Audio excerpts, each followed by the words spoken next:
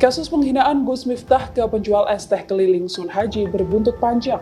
Setelah Gus Miftah meminta maaf, kini sosok lain yakni Kiai Usman Ali Asman menjadi buruan warganet. Kiai yang berada di samping Gus Miftah dan tertawa terbahak karena Gus Miftah menghina Sun Haji ini didesak meminta maaf.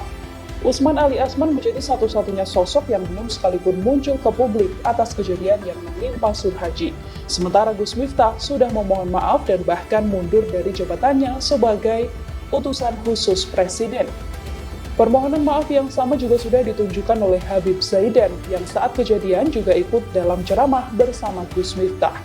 Kini akun Instagram Kiai Usman Ali Asman menjadi bulan-bulanan warganet. Tak hanya itu, akun pondok pesantren Api Al-Huda di Kecamatan Mertoyu dan Magelang juga diserbu netizen. Sebagian besar publik meminta Tribun X sekarang menghadirkan lokal menjadi Indonesia.